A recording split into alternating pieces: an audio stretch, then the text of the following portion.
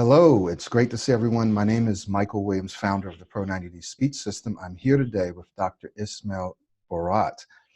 And Dr. Ismail is a physician, and I'm going to let him tell you what he specialized in and what he also is a super specialist in. And we're going to talk about some of his most recent incredible accomplishments and how this applies to those of you who may be struggling with your speech. So, Dr. Ismail, tell us a little bit about who you are and what you do. Okay, hi Michael. It's very nice to speak to you, and thank you for inviting me onto this interview. I'm a physician, right? I'm also an obstetrician and a gynecologist, and I've super specialized in fetal medicine. So fetal medicine is a super specialty of obstetrics. So you got to study hard, there's an exam to write and all of that. So it's a long haul. It takes about 16 years to get to where I am. So, and then you have to obviously develop the experience in the field and all of that. So yeah, so I'm really enjoying it.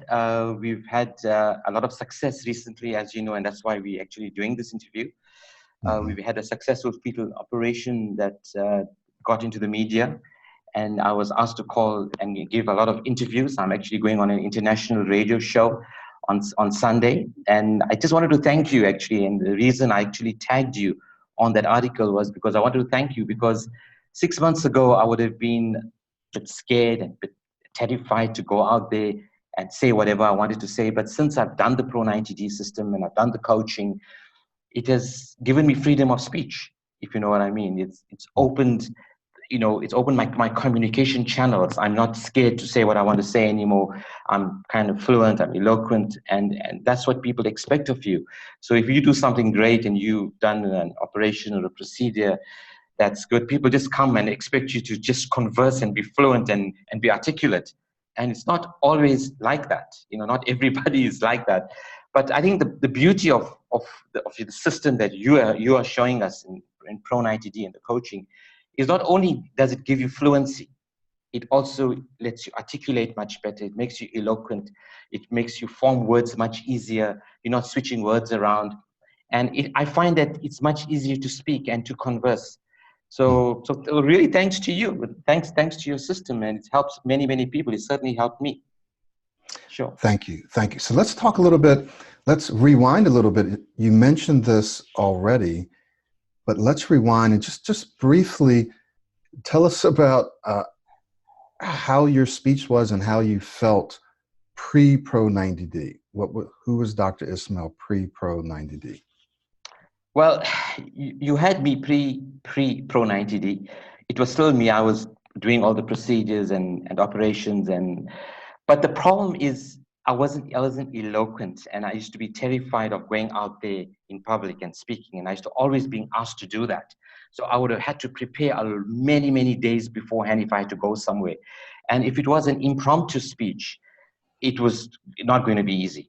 Yeah, I would have to struggle. I would have had to try and switch words around and try and get there. And I was fed up with doing that because I had all this knowledge and I wanted to get it out there in an eloquent and a very easy fashion, if you know what I mean.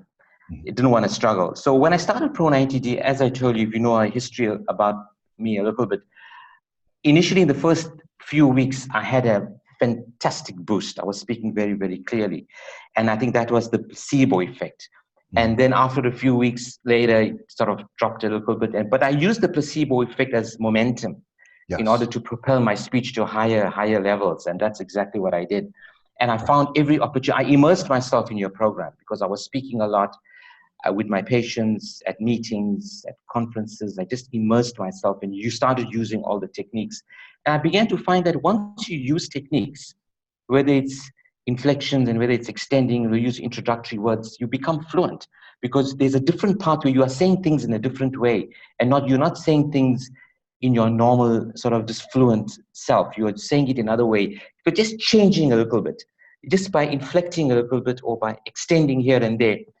And it creates a free-flowing pathway for you. So if you just get through that initial hurdle, once you just get through that initial hurdle, you get into a rhythm.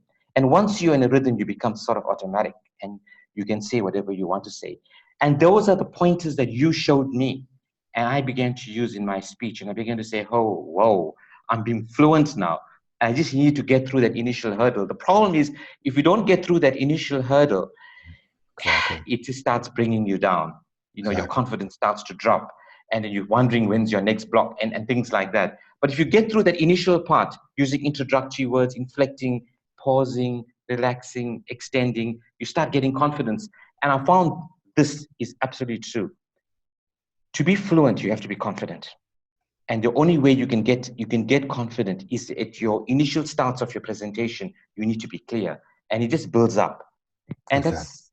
that's basic. It's simple stuff. It's not complicated stuff, but it's a matter of using the simple stuff. You Exactly. know, yeah.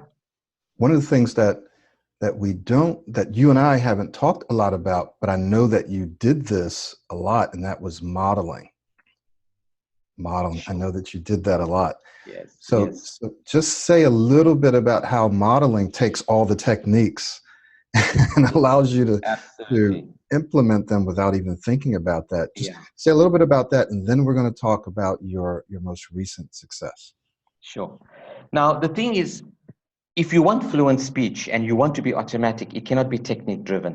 Unfortunately, that's true. If you're going to be technique driven, it means that you're thinking about your speech all the time, and you Yeah, want to get away from that. You don't want to exactly. be thinking about how you're speaking all the time.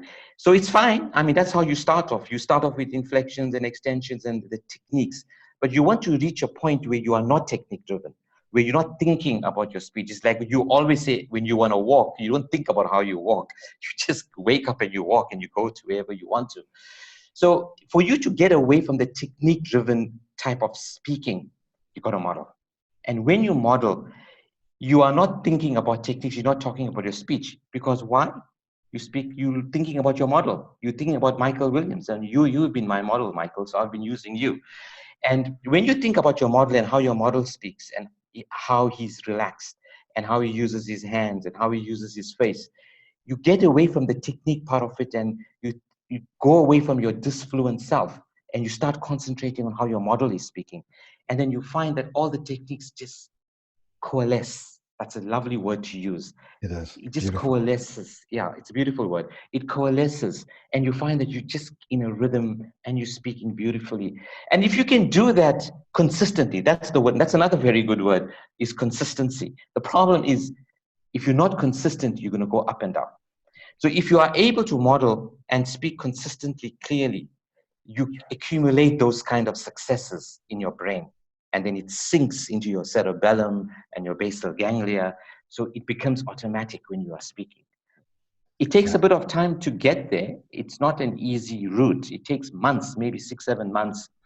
But if you stick with it, like I did, you will reach that level. You talk about level 4, whereas I feel I'm kind of there now, where I can move things around, I can inflect and play around with my techniques. So yeah, it's great, but it's not an easy ride. I mean, I'm the first one to tell you it's not an easy ride. There are lots of stumbling blocks along the way, Exactly. but you have to get there. You have to get there. So while we won't really dig into this topic right now because we want to move on to your success, but Sure. in changing really any significant complex habit or in creating habits, there's an identity shift. There's a shift in your Yeah, identity. absolutely. And we don't really have time to talk about that, but we will do another interview and talk and Mm, how modeling helps you make that jump relatively yeah, quickly, right? yeah, yeah, And absolutely. that's one thing that I've seen you do. Now, here's something that while you modeled me, and years ago I modeled someone else. So, Mm, but people can see how you and I speak differently. There are some similarities, yes, but you yes, have a lot more, you have a different type of energy and speed, correct, right? And correct. mine is different, but yet you still use me as a model and you're still Yes, able to be authentic. You're still able to yes, be yourself and model yes, me. There is a yeah, point at which you don't have to even model anymore, right? When you get to level 4, you're not even modeling. Now you're just, it's you. So I wanted yeah. to know that you can model someone that speaks Mm, differently, but you got to find the right person that will help you be yeah, yourself. yeah, But you can have a absolutely. lot more, you can be a high energy person like you and still model, Absolutely.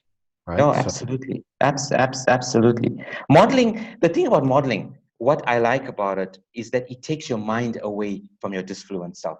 It's easier to get another identity, another speaking identity, and that's basically what you want to do. mhm. If you are disfluent and you want to speak fluently, there's no other way but to change your speaking identity. That's as simple No as other way. that. You just got to change it. Exactly. Otherwise, you're going to be struggling all your life. You just Exactly. got to get away from your speaking identity. And there's certain things that I do. My accent has changed a little bit, Michael. That's a little secret I'm going to tell you now. I know you told me about the accent thing. But what I've done, I've actually switched, and people have come to tell me, but you've got a great accent now. And I have changed my accent a little bit because I've been modeling you so much. So that for me has been a fantastic trigger for me is my Mhm. accent change. Because once I know you always say you don't need to change your accent. I know you say that. But for me, I can just speak about myself. That's been a massive trigger for me, is that I've switched my accent a little bit. And when I switch my accent, I find that I model beautifully. And that's a little secret. I mean, Yeah. that's, you For know, me, it was when I used to use certain hand gestures.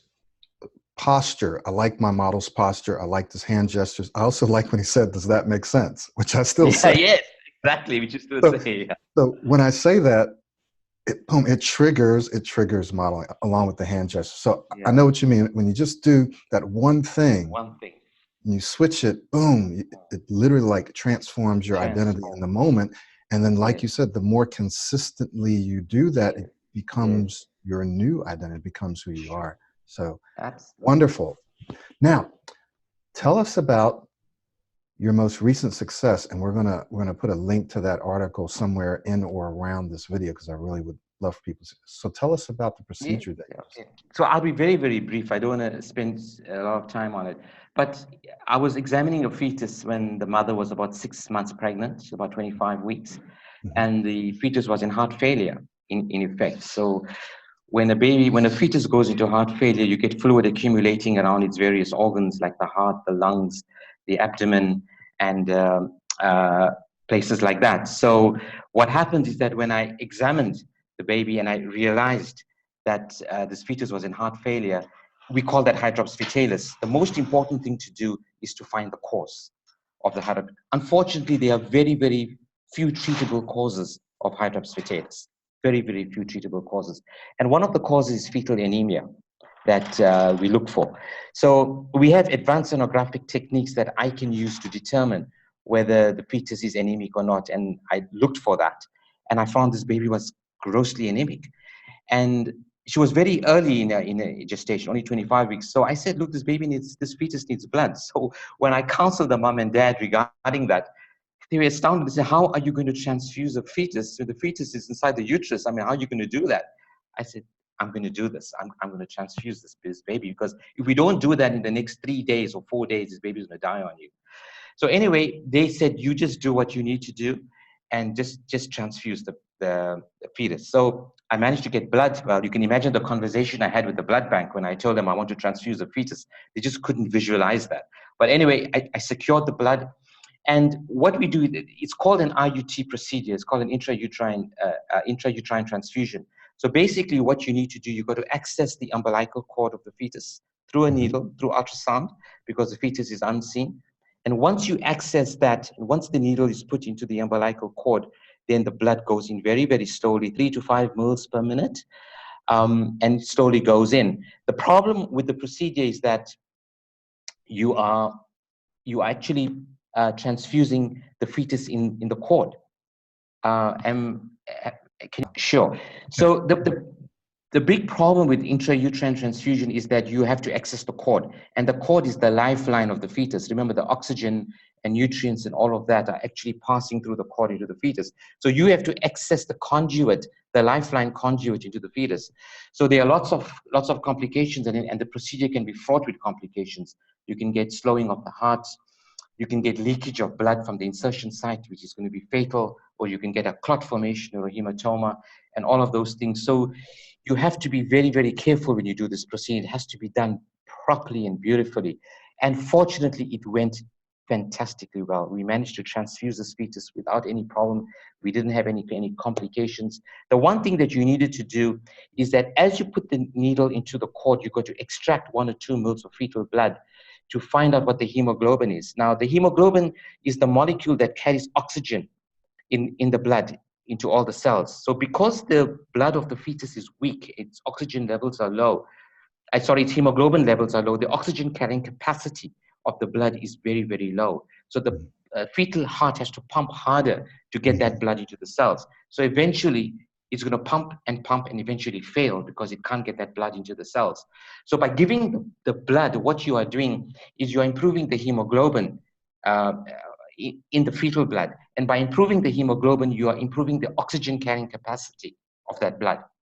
And that's why the baby improves and the heart begins to pump better and the baby gets out of cardiac failure. Now, it doesn't always work, unfortunately. The hemoglobin in this fetus was 3 and the normal is 16. So you can imagine it would be fatal in most fetuses. But this baby responded beautifully to the blood. And after a week, after we scanned, after a week, we found that the baby was actually totally better. It got out of the cardiac failure, it was kicking again, and it was well. But the problem is you've got to monitor these babies because you don't want it to recur. And we looked at this fetus every week, and we managed to take the baby from 25 weeks right up to 36 weeks, which is almost full term. And a 2.6 kg infant was born and delivered. Absolutely healthy, has been discharged, it's gone home now. So yeah, it was absolutely a successful story. It was a great story, actually, because the fetus went from almost deathbed, it's almost fatal, to being born healthy and alive. And so it got into the media, and obviously everybody wanted to know exactly what this was. And it's also important for people to know that it's having hydrops fetalis, which is cardiac failure, isn't a death sentence all the time. It means that you have to look for causes, and there are treatable causes of hydrops fetalis. And if you find a cause that is treatable, well, there you go. You've sorted the problem out. Yeah.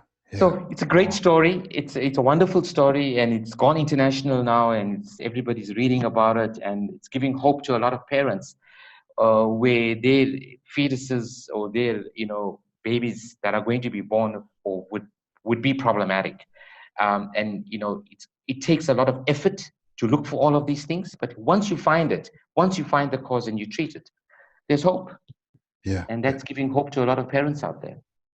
And so it's probably obvious, but your ability to communicate well, how did that help through this process? It's absolutely critical, because I think once you do something like that, something innovative or groundbreaking, I think the first thing people want to know is, how do you communicate that? Because, I mean, the reason is that if you can communicate the procedure and the operation properly, it goes to everybody and people understand what you've done and what you've said. And there's obviously an image that you have to create as well, that here's the top surgeon. But if it's not communicating well, and it's not really good for anybody if that's going to happen. So it's not only good for myself, for my own image, that I can communicate what I did beautifully. And thanks to you and Pro90d. But even for people out there to understand what we've done. Because remember, when you are explaining what you do, you're trying to explain it to them in simplistic terms. Exactly. But for you to do it in simplistic terms, you've got to have the tools to do that, right? You've got to be eloquent. You've got to be able to speak clearly. You've got to be able not to be able to switch your words around. You want to say what you want to say when you want to say it for people to understand. So if you want to explain something in a very complex fashion or something complex in a simple fashion, you've got to have the tools to do that. And I can tell you 6 months ago about 8 months ago, before I did Pro90d, I probably would have struggled to reduce this complex procedure into its simplest form and explain it. And I think that is what Pro90d helped me do. It gave me the confidence, firstly, to be eloquent, fluent, and to speak clearly. And secondly, to be able to dissect a complex procedure into its simplest terms and put it out there in a very clear fashion. And I think that's the beauty of it. And you did that. I'm not a physician, but I understood everything that you said. Absolutely everything. So it's totally crystal clear. So you absolutely accomplished that. Now, there are going to be people who watch this video, both people in the medical profession and outside, obviously, we're going to say, oh, well, he never really struggled with his speech. I mean, Oh, because he's a yeah, doctor, he probably didn't yeah. struggle. He's speaking so well now. Mm, And so, mm, but, you've already explained your history a little bit, but tell mm. us just a little bit about how many hours a day or minutes, if you want to do that, per day you spent on Pro90d. Okay, Michael, I can tell you this. If I have to really, really tell you, when you talk about immersion, you cannot talk about the amount of hours you've spent because Mm, every single time that you are speaking, you are practicing. So mhm, yes, there is what we call formal practice and informal practice. I mean, sure, we have that. So when I started off, I obviously did formal practice because you remember when we used to do the coaching sessions, I used to model and I used to sort of internalize your videos and your audios. You say, "Oh, Ismail, that was really great." But I did that for about a month or two where I was doing formal practice, maybe an hour or two a day, sitting down. But here's the trick. Here's the trick. The trick is to transfer that formal practice into informal practice, right, into informal speaking, into conversation, into meetings, right, into formal conferences, and all of that kind of thing. It's that because if you only do formal practice and you don't do informal practice, sorry, it's not going to help you because right. then you are compartmentalizing your speech. And once you compartmentalize your speech, it's not going to do. Again, you have to coalesce. I love this word coalesce. You have to coalesce the two together, the Right, formal and the informal. And eventually, if you do that, then there is no formal practice and there's no informal practice. There's just Pro90d that you're practicing. right, So that is what, if you can achieve that, and it took me about 4 or 5 months to actually achieve that. And I'll tell you what, I'm speaking clearly now, but it wasn't always like this. I'm telling you, I struggled. It wasn't always like this. yeah, And it created a window in my brain where it opened up like a window to free flowing speech. And exactly. that's what Pro90d did. And I used all the tricks in the book. And I told you the one thing that helped me was my accent change. I had a bit of an accent change, and that was a big, big trigger for me. So when I changed my accent a little bit, I just reproduce you all the time, and I'm just going. When we And first met, yeah, go ahead. yeah, yeah, no, no, sorry, Michael. Go on, go on. When we first met, I remember that you used to speak so fast, I could barely understand what you were Yeah, saying. exactly, exactly, I exactly. remember. And even though you still speak fast now, it's clear it's not Yes, too fast, right? It's yes, fast yes, enough for you, but it's very clear and it has a nice yes, rhythm and flow to it. And yes. you feel very confident now when you're speaking. So there, Absolutely. And the fact is, I am speaking fast with you, but I can tell you what, if you see me in a meeting, I'm not speaking fast because I know I'm aware of speed and I'm aware, and I kind of space myself out and I inflect and I extend. So there is a lot of rhythm in my speech. So, yes, I do speak fast, and then I slow down and then I inflect again. right. So I use all the techniques all the time, but I have the ability now to be able, it's like when you drive, you can go fast and slow because you press on the accelerator or not. So I have the ability and the tools at my disposal to do that. If I want to go fast, I will go fast. If I want to go slow, I'm going to take it easy. Okay. Exactly. So that's it. Yeah. That's the confidence. When you have confidence, you can do that. Yeah. Exactly. So what would you tell professionals who are watching this video? There are people in the medical profession, there are engineers, there are scientists, there are business owners and business leaders, right? And of course, there are some students and so forth. But they're watching this, they're professionals, Mm. they're sharp, they could be brilliant, but they're struggling with their speech. They know that their speech is limiting them. In fact, they feel like mental prisoners. I really Yeah. like that Yeah. because that's how we Yeah. feel. Sure. We're like trapped Sure. in our own head with all this information and stuff that Yeah. we want to say. Yeah. So it's Mm. limiting our income, it's limiting our opportunities, it's limiting our social life and our Yeah. relationships. And I've seen people struggle with this month after month, year after year. I have people who might be watching this who've been on my list for years. Yeah. They have the money. They have Mm. them. It's not a, there are people who Correct. don't have the money. We know that. Sure. We know that. That's why I Yeah. have so much great free stuff out there. But there are Yeah. people who can accelerate their progress with the coaching. They have the money, but they're they're just sitting there struggling, what would you say to them? Look, I want to say one thing to you is that if you follow Pro90d, okay, it's a very, very good system. It's an excellent system. If you follow it and you immerse yourself, I can almost guarantee you, there's no guarantees in life, I know that, but I can almost guarantee you that you will reach a point where you will be able to communicate efficiently, right? You will be able to say what you want to say when you want to say. Look, everyone is just fluent. You say that, Michael, all the time, and I will also say that to you. Nobody is actually completely fluent all the time, but you will reach a point in your speech where you will be able to articulate your knowledge, you will be able to articulate your science, you will be able to articulate your business in a way that people will understand, in a way that will project you as a smooth speaker, as a superior speaker, or an excellent speaker. You will definitely be able to do that. And the more you do it, the more fluent you will get. And I can almost guarantee you, you use 2 or 3 techniques, you will improve your speech by 70 to 80%. If you immerse yourself in Pro90d, you'll go to about 95 to 96%. That's great. 95 or 96% is fantastic. You can get through a conversation, you can get through a conference, you can get through a meeting beautifully. I didn't always speak like this. I'm telling you, I didn't. But the thing about speaking clearly, when you have that consistency of speaking clearly, is that it creates confidence. Confidence is the #1 thing that makes you speak clearly. Yeah. If you're confident, you're going to speak clearly. Often, even when you're disfluent in your old self, some days you felt that you were confident and you felt that you were speaking fine, but then you reverted back again. So it's a matter of being consistent and speaking clearly all the time. Accumulate your successes. Know that you are confident for a reason. Don't be confident for no good reason. Then that's not going to help you. Be confident because you know you're going to see it through. That I'm going for an interview today. I'm going to be fluent. I'm going to be fluent. I'm a fantastic speaker. I'm a superior speaker.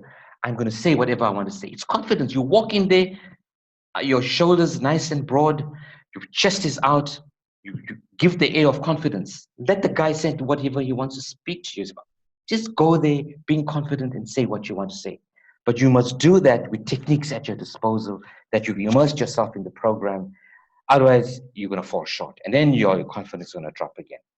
Exactly. So what I want to say to all the professionals out there, that this fluency, whatever, can be conquered easily. You can easily do it. It takes effort. It takes a system. It takes a model. And it takes a coach. And in my mind, there's no better model or coach than you, Michael. That is my personal opinion. You have taken me to levels that I never thought I would reach.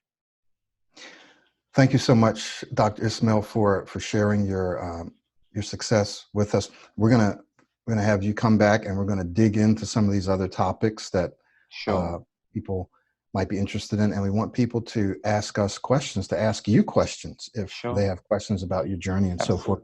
So thank you so much for taking the time to be here with us, and we look forward to having you back soon. Pleasure, Michael. It was lovely speaking to you. Cheers.